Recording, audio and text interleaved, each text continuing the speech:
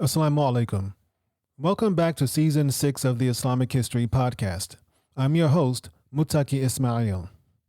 In this season, we are discussing 100 years of Middle Eastern history after the fall of the Ottoman Empire.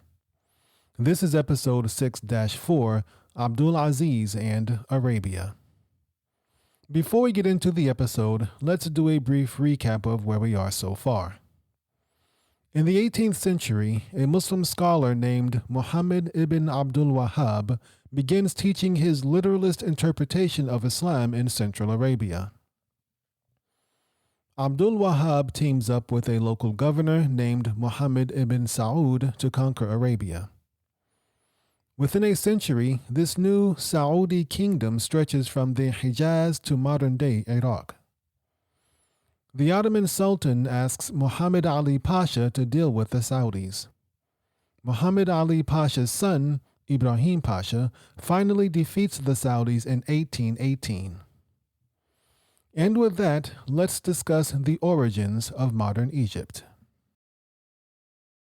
The origins of modern Egypt. Muhammad Ali Pasha, the semi-independent ruler of Egypt who destroyed the first Saudi state in 1818, is considered the founder of modern Egypt. Interestingly, Muhammad Ali Pasha was not born in Egypt and was not an Arab. Born in Greece to an Albanian family in 1769, Muhammad Ali Pasha became the Wali, or ruler of Egypt, in 1805. Though Muhammad Ali Pasha enjoyed great independence, he was still technically a vassal of the Ottoman Empire. Muhammad Ali Pasha and his son Ibrahim Pasha came close to overthrowing the Ottomans in Istanbul. This happened not just once, but twice. Muhammad Ali Pasha and Ibrahim Pasha both died in 1848. In 1868, Ibrahim's son, Ismail Pasha, became the new ruler of Egypt. Also known as Ismail the Magnificent, Ismail Pasha operated independently of the Ottomans, only giving them token allegiance and an annual payment. In return, the Ottomans gave Ismail Pasha the title Khedive, meaning vice king, and generally left him alone. Considered the last great independent ruler of the Khedivate, Ismail the Magnificent had very ambitious goals for Egypt. Perhaps his greatest and most ambitious project was a canal to connect the Mediterranean Sea with the Red Sea. In 1869, Ismail's vision became a reality and the Suez Canal opened, changing Egypt and the Middle East forever. Hundreds of schools, railways, and parks were built in this new Egypt, fashioned after the European cities Ismail studied in as a young man. Another ambitious idea Ismail had was a giant statue of a woman dressed in classical robes erected near the mouth of the Suez Canal. This statue would represent Egypt's progress and status as the gateway to Asia. A French artist was commissioned for the project and construction began in Paris. But when it was nearly complete and Ismail Pasha was quoted the price of the statue, he balked. By this time, Ismail's ambitions had finally caught up with him, having borrowed and spent Egypt nearly into bankruptcy. He was forced to cancel the statue project. Undeterred, the French artist decided to gift the statue to the United States if the Americans would pay for its pedestal. In 1886, the giant copper statue was unveiled on a small island between New York and New Jersey. While the Americans were celebrating their new symbol of liberty, Egypt was struggling under crushing debt. Ismail Pasha had no choice but to sell Egypt's shares in the Suez Canal to Great Britain and France, essentially giving up control of the country's most valuable asset. This angered the Egyptian people who revolted, forcing the Ottoman Sultan to depose Ismail Pasha in favor of his son, Tawfiq Pasha. This did nothing to appease the Egyptians who continued to riot. The continued unrest in Egypt worried the British and French, who now had a canal to protect. In 1882, Britain sent troops to Egypt, eventually crushing the rebellion. With order restored, Britain decided they had to stay in Egypt so they could maintain the peace. But no one was fooled. The British stayed because they wanted to control the canal. The British occupation of Egypt, which was still technically part of the Ottoman Empire, would last another 40 years. During this time, the same dynasty that descended from Muhammad Ali Pasha continued to rule Egypt. But just like the Ottoman Empire, they ruled in name only. World War I came in 1914, and the British were now at war with the Ottomans. Britain declared Egypt a protectorate, managing its fight against the Ottomans from its offices in Cairo. In order to secure its cooperation in the war, the British promised Egypt its independence. Egyptian soldiers played a critical role in the success of the Arab revolt. Hence, when the war was over, Egyptian officials expected the British to honor their promise. On November 13, 1918, an Egyptian delegation met with the British High Commissioner of Egypt, Reginald Wingate, to discuss a timeline for independence. But the British never intended for Egypt to be truly independent.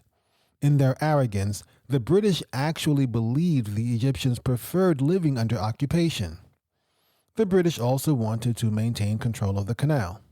As discussed in episode 5-22, Great Britain had a grand plan to connect its global empire after the war.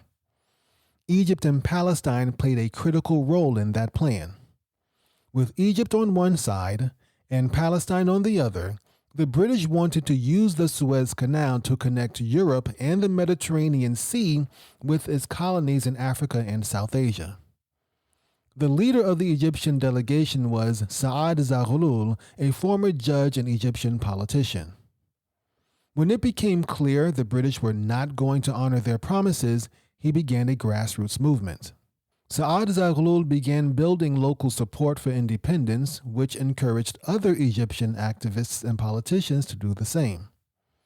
Before long, there were multiple independence movements operating in Egypt at the same time. The British High Commissioner Reginald Wingate demanded Egyptian Sultan Ahmed Fuad use force against the activists. Not wanting to appear as a British puppet, Sultan Ahmed wisely refused. Saad Zaghloul stepped up his activities and demanded to attend the post-war peace conferences in January 1919. The British responded by banning him from speaking in public. In a remarkable show of solidarity, Sultan Ahmed's ministers resigned in protest over the British ban. The British, who were dealing with a growing resistance in Turkey, riots in Iraq, and unrest in Syria, could not understand why their Egyptian subjects were so suddenly agitated.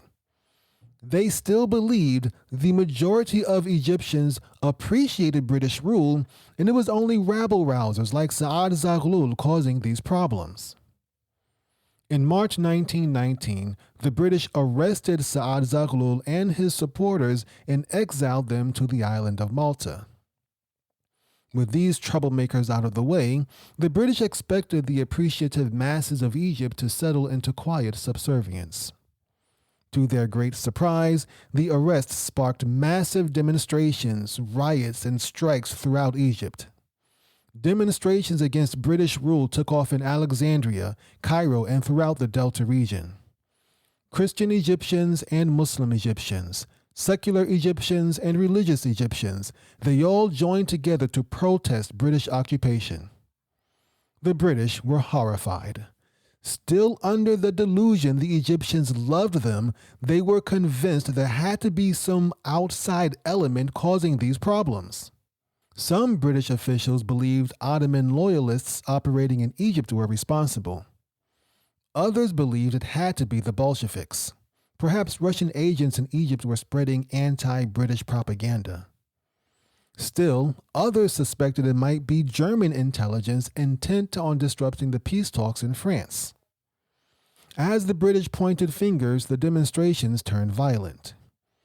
On March 18, 1919, 8 British soldiers were ambushed and killed while on patrol. Fearing the entire country would erupt into chaos, the British sent General Allenby, who had conquered much of the Levant from the Ottomans, to contain the situation. General Allenby arrived on April 7, 1919, and immediately began making concessions to the Egyptians. The first thing he did was promise the release of Saad Zaghloul. This went a long way in easing tensions, but there was still a good deal of unrest. That summer, thousands of British troops arrived in Egypt helping to restore some order. But there was still an unspoken tension with the occasional riot and demonstration. For the next 3 years, the British struggled in Egypt. They received no help from the Egyptian elite as both the Sultan and prominent Egyptian politicians sided with the people. They demanded full independence and not simply British token recognition of autonomy. But this was something the British just refused to do. The Suez Canal was critical to their imperial goals, and they were not about to give that up. This impasse forced the British to send more soldiers into Egypt and build up its military capabilities in the Canal Zone. And since the local Egyptian political establishment refused to cooperate, this essentially became a military occupation. By the end of 1921, Egypt was still in protest mode, with riots taking place nearly every week. The British imposed martial law and exiled Saad Zaghloul yet again. The following February, with the Allied plans for the Middle East falling apart, the British decided to meet the Egyptians halfway.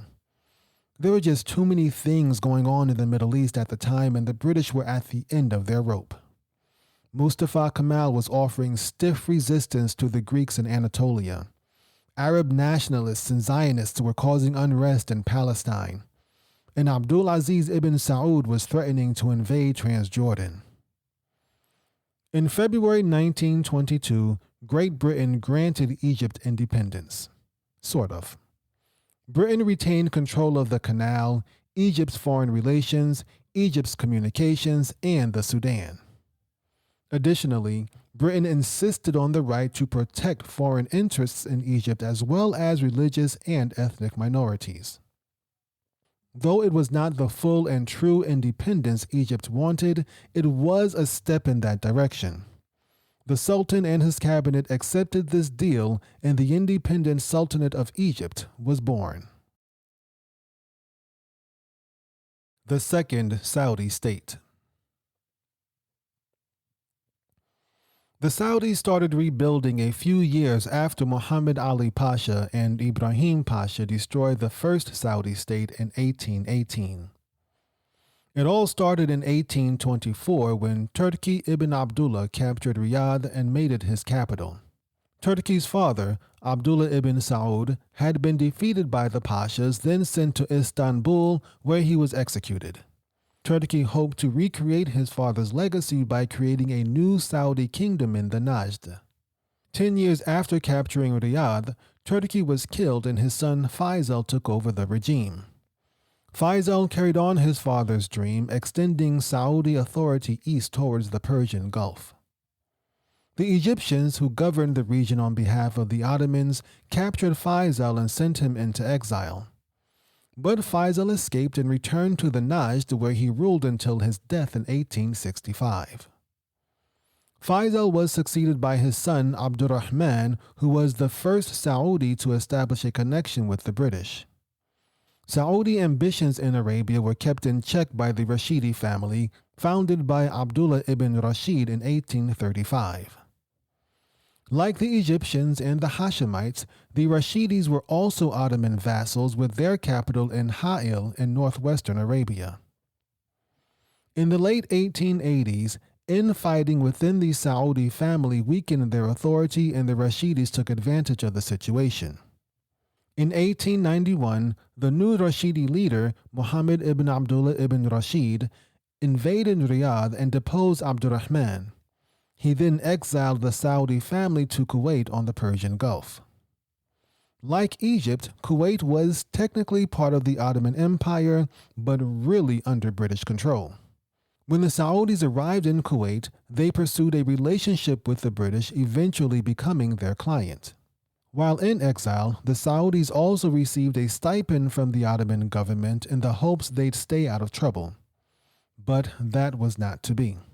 Abdurrahman's son, Abdulaziz, was born in Riyadh in 1875, 15 years before the Rashidi takeover.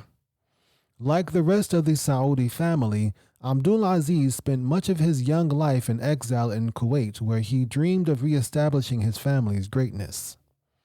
But in order to do that, he'd first have to go through the Rashidis. That opportunity came when Muhammad ibn Abdullah ibn Rashid died in 1897. The Kingdom of the Najd. With the death of Muhammad ibn Abdullah ibn Rashid, Abdulaziz ibn Abdurrahman, commonly known as Abdulaziz ibn Saud, convinced his father to launch an attack against the Rashidis. The Saudis rode horses and camels into battle. They used traditional Arab fighting tactics that were centuries old. The Rashidis, on the other hand, used modern weapons and nearly annihilated the Saudis. The Rashidis chased the Saudis back to Kuwait, where Abdulaziz's father declared he was done with warfare and politics. He wanted to spend the rest of his life peacefully in Kuwait. But Abdulaziz was not ready to retire just yet.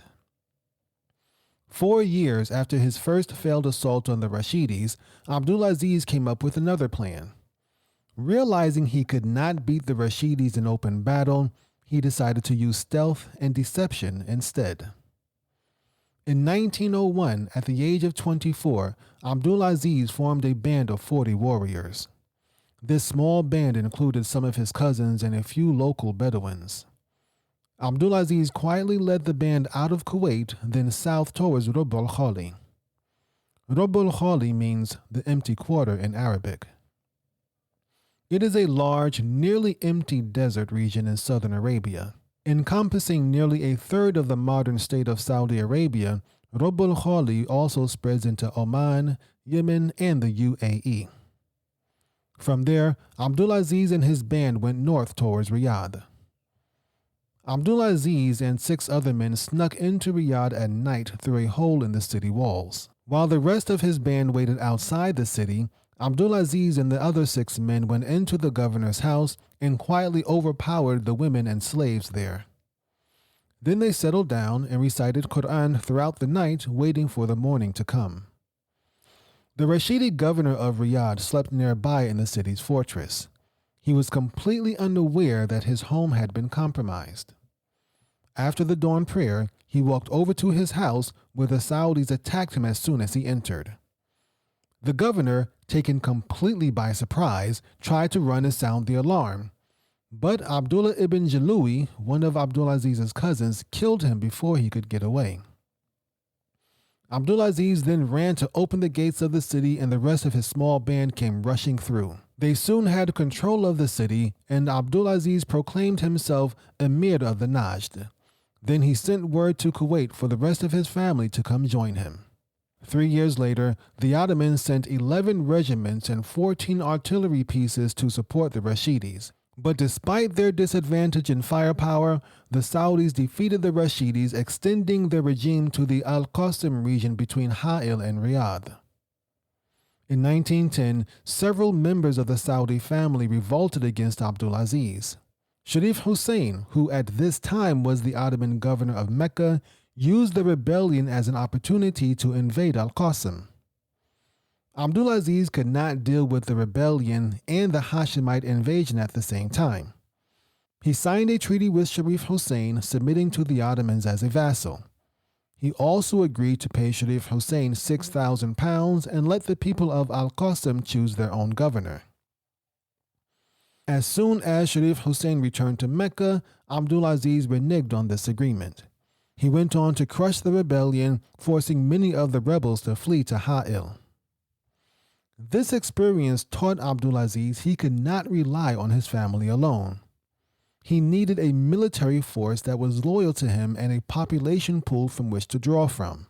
The most readily available source were the Bedouin tribes wandering throughout Arabia. For centuries, Muslim dynasties have depended on the Bedouins to fill their ranks. And while the Bedouins were brave warriors, they were also unreliable. They were not very loyal and were known to switch sides on a moment's notice. Abdulaziz came up with a plan to deal with the Bedouins' restless nature. He decided to create Bedouin settlements that would eventually grow into towns. He believed that if the Bedouins had land and stationary homes, they'd find it more difficult to move around and sell their loyalties to the highest bidder. To assist in this endeavor, Abdulaziz instructed his religious scholars to preach the importance of settled homes to the Bedouins. His scholars taught the Bedouins that their nomadic lifestyles did not really fit with Islam. After all, Prophet Muhammad, peace be upon him, was born in a town called Mecca. He established the early Muslim nation in a town called Medina. Every aspect of Islamic life, from the 5 daily prayers to the 2 Eid celebrations, from the birth of a new child to the final funeral prayer, were meant to be experienced in a settled community. The first Bedouin settlement was settled by the Muter tribe. This settlement, called Al-Artawiya, was established in 1912 about 145 miles north of Riyadh. As the Bedouins adjusted to settled life, they began calling themselves Ikhwan, meaning brothers. These Ikhwan should not be confused with Ikhwan al-Muslimin, or the Muslim Brotherhood of Egypt. Except for the similarity in name, these two movements are completely unrelated. Abdulaziz's plan worked. Within a few years, he had a stable community of Bedouins from which to draw troops. By 1913, Abdulaziz had recuperated from his defeat at the hands of the Hashemites and felt strong enough to expand again. This time, he attacked the province of Al-Hasa on the Persian Gulf Coast. Al-Hasa was under Ottoman authority, and they maintained a fairly strong garrison there with about 1,000 soldiers and modern field guns. The Saudi forces were supplemented by hundreds of Ikhwani soldiers. These former Bedouins had soaked up the teachings of Abdul Wahhab and were fully committed to spreading authentic Islam. The modern Ottoman weapons were no match for the religious fervor of the Ikhwan, who believed they were fighting for Allah. The Saudi forces, numbering about 1,500, captured Al-Hasa while the Ottomans retreated to Basra. The conquest of Al-Hasa gave Abdulaziz control of the port city of Qatif on the Persian Gulf. Now he could receive shipments of weapons and supplies by sea and did not have to rely solely on captured munitions. Abdulaziz's cousin became governor of Al-Hasa, and he promptly began persecuting the Shiite majority in the region. The Ottoman government, now controlled by the Young Turks, prepared to send several military units to Al-Hasa to deal with the Saudis. But then World War I started and the troops were needed elsewhere. Abdulaziz and the British now shared a common enemy in the Ottoman Empire. Taking advantage of this, the two parties signed the Darin Pact in 1915, bringing the Saudi regime under British protection. Great Britain recognized Abdulaziz as the ruler of the Najd, promised to support him against any external threats, and vowed not to interfere with his internal affairs. The British also paid him an annual stipend of £60,000 sterling and gave him 3,000 rifles and 3 machine guns. In return, Abdulaziz allowed Britain to handle his foreign affairs, promised not to give away any land without British approval, not to interfere with the Hajj, and not to attack Kuwait, Qatar, or the Trucial States. Nothing in the agreement, however, prevented him from attacking the Hijaz. Salafis and Wahhabis. The words Salafi and Wahhabi are generally interchangeable. They both refer to people who believe in a literalist interpretation of Islam. It should be noted that followers of Muhammad ibn Abdul Wahhab do not call themselves Wahhabi. The word Wahhabi is a pejorative term used by their detractors or people outside the group. Abdul Wahhab actually called his followers Muwahhidun, or followers of monotheism. In modern times, the term Salafi has gained more traction. The word Salafi means predecessor in Arabic and comes from the phrase Salafi Salihun, or the righteous predecessors. The Salafi Salihun refers to the first 3 generations of Muslims. These first 3 generations are considered to have been the best of all Muslims. This concept is based on a hadith from Prophet Muhammad where he said what translates to, "The best people are those of my generation, and then those who will come after them, and then those who will come after them." Hence, we will not use the word Wahhabi when speaking about people who follow Muhammad Abdul Wahhab's teachings. Instead, we will refer to them as Salafi since they also call themselves by that same name. The Battle of Turaba. Khurma is a settlement in western Arabia where the Hijaz meets the Najd. Its governor was a relative of Sharif Hussein named Ibn Lu'ay. Ibn Lu'ay adopted the Salafi minhaj and invited Ikhwan and Salafi teachers to Khurma. By 1916, the Salafi minhaj, or Salafi methodology, had taken root in Khurma and was spreading rapidly. This caused friction with Sharif Hussein in Mecca. In 1918, Sharif Hussein sent a small force to arrest Ibn Lu'ay, but the people of Khurma rallied to protect their governor and chased them away. World War I was still going on, and Sharif Hussein was too busy fighting the Ottomans to focus on Khurma. His son, Prince Faisal, was with T.E. Lawrence fighting the Ottomans in Syria, while his other son, Prince Abdullah, was besieging the Ottoman garrison in Medina. The Ottomans surrendered to the Allies in late 1918, and Sharif Hussein was now free to deal with the Salafis. He ordered his son Abdullah to arrest the rebellious governor of Khurma. Prince Abdullah obeyed his father and headed south with 5,000 battle-hardened troops and modern weapons courtesy of the British. Confident in his inevitable victory, Abdullah refused to negotiate with Abdulaziz. He intended to chase the Salafis out of Khurma and then destroy the Saudi kingdom of the Najd. His overtures rebuffed, Abdulaziz sent his Ikhwan soldiers to protect Ibn Lu'ay and the Salafis of Khurma. Unlike the Hashemite troops led by Abdullah, the Ikhwan traveled light and moved swiftly.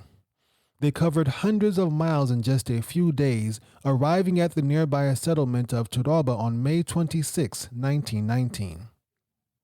The Ikhwan attacked just before dawn while the Hashemite troops were still sleeping. It was so sudden, the Hashemites barely had a chance to react. It was an absolute slaughter. Prince Abdullah and several of his officers barely managed to escape, fleeing the massacre while still in their pajamas. And now, the Ikhwan controlled both settlements, Turaba and Khurma, and were less than 120 miles from Mecca. The destruction of the Hashemite army tilted the balance of power in Abdulaziz's favor. 2 months later, he led 10,000 soldiers to Turaba and prepared to advance on Mecca. The only thing Sharif Hussein could do was complain to the British. Sharif Hussein was a British client, just like Abdulaziz was.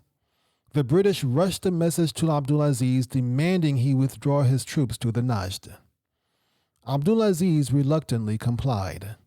He did not want to anger the British, and he was concerned how the Muslim world would react if he captured Mecca by force. Nonetheless, he knew he had the strength to take Mecca if he wanted to. For now, Sharif Hussein could wait while Abdulaziz focused on his other enemies, the Rashidis. Dealing with the Rashidis. After the war, the Allies began dismantling and partitioning the Ottoman Empire. Without Ottoman support, the Rashidis were vulnerable and exposed. The Rashidis were further weakened by the French and British occupation of Syria and Iraq, respectively. But the most disastrous blow to the Rashidis came from within. In 1921, Saud ibn Rashid, ruler of Ha'il, was killed by one of his family members. This sparked a series of reprisals and murders that tore the Rashidis apart. When the Saudi forces invaded Ha'il, the Rashidis were in no condition to defend their capital. Ha'il and north-central Arabia became part of the Saudi domain. Despite the rivalry between the two families, Abdulaziz was magnanimous, treating the Rashidis with kindness. Abdulaziz permitted the Rashidi men to live freely and with honor in Riyadh as guests of the Saudis. When possible, he tried to bring the families closer together by arranging marriages between Rashidis and Saudis. One of these arranged marriages was between his own son, Musa'id, and Watfa, the daughter of Muhammad ibn Talal, leader of the Rashidis. From this union, they had a son named Faisal ibn Musa'id. In a strange twist of irony, Faisal ibn Musa'id would assassinate his uncle, King Faisal of Saudi Arabia, in 1975. In the next episode, we'll return to Anatolia, where Mustafa Kemal is leading a desperate fight for Turkish independence.